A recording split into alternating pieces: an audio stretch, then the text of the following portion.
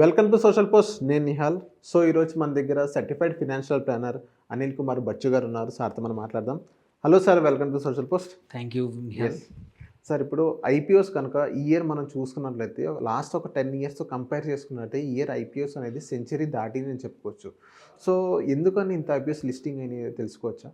ఒకటి ఏంటంటే మార్కెట్స్ ఏంటంటే ఈ ఇయర్ రిలేటివ్లీ రిటర్న్స్ ఇవ్వకపోయినా బట్ ఐపీఓస్ మాత్రం లాస్ట్ ఇయర్ని ట్రెండ్ని కంటిన్యూ చేస్తూ లాస్ట్ ఇయర్ దగ్గర 91 ఐపీఓస్ లిస్టింగ్కి వచ్చాయి. బట్ ఈ సంవత్సరం ఆల్రెడీ సోఫార్ 101 దాటింది అండ్ ఇంకా మూడు కూడా అయ్యే అవకాశం ఉంది. ఇది ఐసిఐసిఐ పొటెన్షియల్ ఏఎంసీ కానీ Gujarat kidney and research company కానీ ఫ్యూ మోర్ ఇంకా పైప్ లైన్లో కూడా ఉన్నాయి. ఇలాంటప్పుడు ఏంటంటే 103, 104 అవ్వడం అనేది అవుతోంది. రీజన్స్ ఏంటంటే ఎఫ్ఐఐస్ కూడా ఎగ్జిస్టింగ్ స్టాక్స్ కన్నా కూడా రీసెంట్లీ లిస్టెడ్ స్టాక్స్ మీద నమ్మకం చూపించడము and domestic investors, retail investors కూడా కొత్తగా వస్తున్న కంపెనీస్ని ల్యాపప్ చేయడము, ఎస్పెషల్లీ మెయిన్ బోర్డే కాకుండా ఈవెన్ ఎస్ఎంఈ బోర్డులో కూడా చాలా స్టాక్స్ని ఇంట్రెస్ట్ చూపించడం కూడా మోర్ కంపెనీస్ రావడానికి అంటే లిస్టింగ్కి రావడానికి కారణాలు. మనం చూసుకుంటూ ఉంటే ఇప్పుడు ఇంకొక 3 ఉన్నాయి. కేఎస్హెచ్ ఇంటర్నేషనల్ ఒకటి, అది కూడా along with ICICI potential, Gujarat kidney, 3 కూడా ఈ సంవత్సరంలో లిస్ట్ అవుతాయి. సో ఆన్ ద హోల్ 103, 104 అవుతాయి. సో లాస్ట్ టైం 100 దాటింది ఏంటంటే 2007లో. Okay. So after long time ఇంత తర్వాత మనకి లిస్టింగ్కి వచ్చింది. సో ఇట్స్ ఆల్ బికాస్ కొన్ని కంపెనీస్కి వచ్చిన లిస్టింగ్ అన్నీ కూడా మల్టిపుల్ సబ్స్క్రిప్షన్ జరుగుతూ ఉన్నాయి. సో ఇన్వెస్టర్స్ కూడా ఏంటంటే ఎగ్జిస్టింగ్ కంపెనీస్ పర్ఫామ్ చేయలేదు కాబట్టి అట్లీస్ట్ ఇవన్నా ఇస్తా అనే ఆశతో అక్కడ కూడా చాలామంది అప్లై చేశారు. సో ఆ లెక్కన చూసుకుంటే మాత్రం ఇట్స్ ఒక రికార్డ్ బ్రేకింగ్ ఇయర్ 2025 గుర్తుపెట్టుకోవాల్సిన ఇయర్. ఈ ఇయర్ బిజినెసెస్ కూడా అంతలా అప్డేట్ అయినాయి అనుకోవచ్చా? ఇప్పుడు ఇంతలా 100+ లిస్టింగ్ అని అంటే బిజినెసెస్ కూడా అలాగే రన్ అవుతున్నాయి అనుకోవచ్చా? ఆబ్వియస్లీ ఒకటి ఏంటంటే లిస్టింగ్కి రావడం అనేది ఏంటంటే బిజినెస్ వ్యాలిడేషను, వాళ్ళకు క్యాపిటల్ అవసరము అండ్ బయట మార్కెట్లో కూడా పరిస్థితులు బాగా ఉన్నాయి. ఇవన్నీ ఉంటేనే మాత్రమే ప్రమోటర్స్ తన కంపెనీని లిస్టింగ్కి తీసుకొస్తారు. సో ఆ కండిషన్స్ అన్నీ ఉన్నాయి కాబట్టే ఇన్ని కంపెనీస్ లిస్టింగ్కి రాగలిగాయి. అండ్ ఇంకొకటి ఏంటంటే వాల్యుయేషన్స్ చూసుకుంటే ఇప్పుడు రీసెంట్గా వచ్చిన కంపెనీస్కు అగ్రెసివ్ వాల్యుయేషన్స్ ఉన్నాయి. అయినా సబ్స్క్రిప్షన్ బాగుంది కాబట్టి అపటైట్ ఉంది, డబ్బులు ఉన్నాయి, ఇన్వెస్టర్స్ ఆర్ అలొకేటింగ్ డబ్బులు అనే కాన్ఫిడెన్స్ ప్రమోటర్స్ దగ్గర ఉంది. అందుకోసమే వచ్చాయి. ఇన్ టర్మ్స్ ఆఫ్ బిజినెస్ ఉంటేనే లిస్టింగ్కి వస్తాయి. 1-2 ఆరా కంపెనీల్లో తప్ప మోస్ట్ ఆఫ్ దెమ్ స్క్రూటినీ అనేది చాలా స్ట్రాంగ్ ఉంటుంది. ఇన్వెస్ట్మెంట్ బ్యాంక్స్ కానీ వాళ్ళు అడ్వైజ్ చేసినప్పుడు ఇన్వెస్టర్స్ కూడా అంత ఈజీగా నమ్మే అవకాశాలు ఎక్సెప్ట్ కొన్ని ఎస్ఎంఈ బోర్డులు తప్పించి most of the companies information is strongly available. వాళ్ళు ఏం చేస్తారు, ఈ డబ్బుల్ని ఎక్కడ పెడతా ఉన్నారు, వాటి బుక్స్ అందరికీ తెలుసు, somebody is checking them. So very rarely కొన్ని కేసుల్లో తప్ప ఆర్ వాల్యుయేషన్స్ అగ్రెసివ్ ఉండడం తప్ప ఈ ఐపీఓలకు రావడం అనేది నార్మల్ ప్రాసెసే. It's a demand and supply. ఇప్పుడు డిమాండ్ ఉంది కాబట్టి ఎక్కువగా సప్లై అయ్యాయి. అండ్ కమింగ్ టు ఈ ఇయర్ కొన్ని వచ్చిన రివ్యూ చూద్దాం. కొన్ని మూవీ రివ్యూ లాగా ఐపీఓ రివ్యూస్ చేద్దాం. అంటే markets on the whole IPO ఎలా ఉంది అని చూసుకుంటే మెగా ఫైనాన్షియల్ కంపెనీస్ వచ్చాయి. ఇది వెదర్ టాటా క్యాపిటల్ కానీ హెచ్డిబి ఫైనాన్షియల్స్ కానీ ఇట్లాంటి పెద్ద కంపెనీస్ చాలా ఏళ్ళ నుంచి వెయిటింగ్ చేస్తున్నాము. ఇన్ ద ఎండ్ ఈ సంవత్సరం లిస్ట్ అయ్యాయి.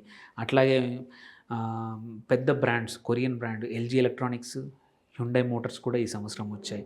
సో అట్లాగే అగ్రెసివ్ వాల్యుయేషన్స్తో వచ్చిన కంపెనీ స్టాలియన్ ఇండియా ఫ్లోరోకెమికల్స్ అట్లాంటిది కానీ, ఆదిత్య ఇన్ఫోటెక్, సిపి ప్లస్ ఏదైతే కెమెరాస్ ఉన్నాయో పాపులర్ సబ్ దిక్తా హై అంట, అది కూడా. సో మంచి పేరున్న కంపెనీస్ కూడా ధైర్యంగా లిస్టింగ్కి వచ్చాయి, మార్కెట్ నుంచి డబ్బులు రేస్ చేశాయి. అండ్ ఈ డికేడల్ గ్రోత్ అనేది సడన్గా ఎందుకు అనుకుంటే మాత్రం రీజన్ కుడ్ బి నేను చెప్పిన కారణాలతో పాటు ఎగ్జిస్టింగ్ కంపెనీస్ కూడా మ్యూచువల్ ఫండ్స్ కానీ or on the whole index returns కూడా బాగలేక ఉండింది కాబట్టి. అండ్ కొన్ని రీసెంట్గా లిస్ట్ అయిన కంపెనీస్ బాగా పర్ఫామ్ చేశాయి లాస్ట్ ఇయర్ కానీ ఈ సంవత్సరం కానీ. అదొక ఎగ్జాంపుల్గా తీసుకొని కూడా ఇన్వెస్టర్స్ వాళ్ళ లక్ ట్రై చేద్దామని లిస్టింగ్ గెయిన్స్ కోసమని ఇన్వెస్ట్ చేశారు. సో ఈ లెక్కను చూసుకుంటే సో రీటైల్ పార్టిసిపేషన్, ఎందుకంటే లిక్విడిటీ ఉంది, డబ్బులు రీటైల్ దగ్గర ఉన్నాయి అండ్ ఇన్స్టిట్యూషన్ దగ్గర కూడా ఉన్నాయి.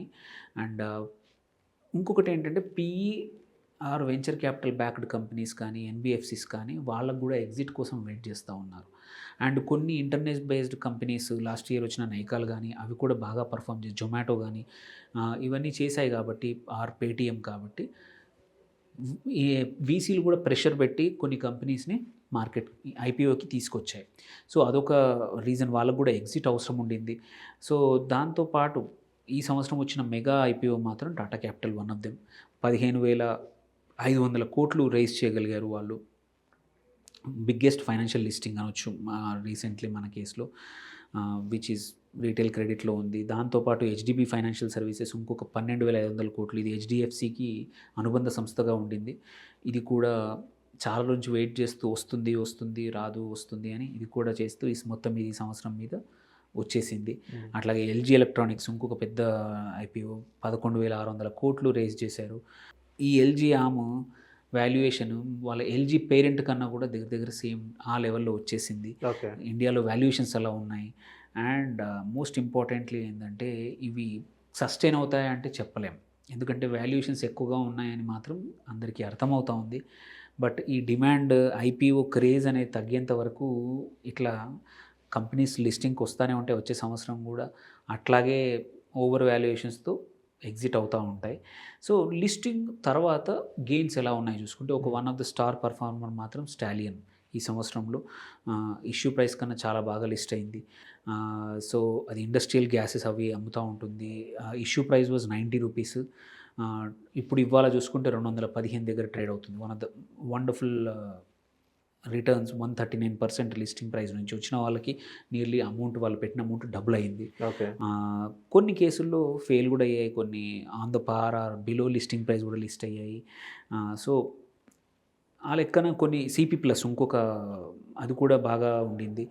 ఇష్యూ ప్రైస్ 675 రూపీస్, ఇవాళ 1,541 రూపాయి దగ్గర ట్రేడ్ అవుతూ ఉంది. ఇది కూడా 100% ప్లైన్ అయింది. సక్సెస్ఫుల్వి చూసుకుంటే ఈ రెండు. అలా అని అన్ని కంపెనీస్ అంటే అబ్జల్యూట్లీ కాదు, క్వైట్ అ ఫ్యూ కంపెనీస్ ఇంకా ఫెయిల్, చాలా మళ్ళీ లిస్టింగ్ ప్రైస్కి రాని కంపెనీస్ మెనీ ఉన్నాయి. సో ఈ లెక్కన ఒక్కటి మాత్రం ఇన్వెస్టర్స్ ఈ సంవత్సరం నుంచి నేర్చుకోవాల్సిన విషయం ఏంటంటే ఐపీఓలో అలాట్ అయినాయి వచ్చినంత మాత్రాన డబ్బులు అవుతాయి అనుకోవడం, డబ్బులు వస్తాయి ఎక్కువ పెరుగుతుంది అనుకోవడం మాత్రం కరెక్ట్ కాదు. స్టిల్ ఒక ఐపీఓలో పెట్టేప్పుడు ఇన్వెస్ట్ చేసేప్పుడు చూడాల్సిన పారామీటర్స్ స్టిల్ వ్యాలిడ్. ఎన్నిసార్లు ఓవర్ సబ్స్క్రైబ్ అవి ఉండొచ్చు, బట్ మార్కెట్కి వచ్చాక దాని పొటెన్షియల్ అనేది దాన్ని బట్టే ఆ స్టాక్ పెరుగుతుంది. ఓకే, అందుకే వాళ్ళు లిస్టింగ్ చేస్తున్నప్పుడు రేస్ చేస్తున్న మనీ దేనికి వాడుతూ ఉన్నారు? ఎగ్జిస్టింగ్ ఇన్వెస్టర్స్కి ఎగ్జిట్ కోసమా, ఎగ్జిస్టింగ్స్ ఉన్న అప్పులు తగ్గించుకోవడమా, కొత్త కెపాసిటీ ఎక్స్పాన్షన్ కోసమా, కొత్త వర్కింగ్ క్యాపిటల్ కోసమా, కొత్త మార్కెట్లో ఎంటర్ కావడానికా? ఈ పర్పస్ ఏందో తెలుసుకోకుండా మాత్రం బ్లైండ్గా ఇన్వెస్ట్ చేస్తే ఇబ్బందులకు మాత్రం పక్కకు గురవుతాం. That is one. సెకండ్, వాటి నంబర్స్ ఎలా ఉన్నాయి? సడన్గా ఒకేసారి ప్రాఫిటబుల్ అయిందా, లేకపోతే ఇయర్ ఆన్ టుగెదర్ అవుతూ ఉందా? ప్రొజెక్షన్స్ ఎలా ఉన్నాయి? ఆ కంపెనీ యొక్క కార్పొరేట్ గవర్నెన్స్ ఎలా ఉంది? ఇవన్నీ తెలుసుకోకుండా అండ్ వాల్యుయేషన్, దాని పియర్స్ కన్నా వాల్యుయేషన్ ఎక్కువ ఉందా తక్కువ ఉందా అనేది కూడా వెరీ ఇంపార్టెంట్. ఇవన్నీ చేయకుండా తొందరపడి చేస్తే మాత్రం చాలా తర్వాత అయినా ఇబ్బందులే. లిస్టింగ్ గెయిన్స్ రాని కంపెనీలు చాలా వచ్చాయి, బిలో లిస్టెడ్ ప్రైజింగ్తో కూడా చాలా కంపెనీస్ అయ్యాయి.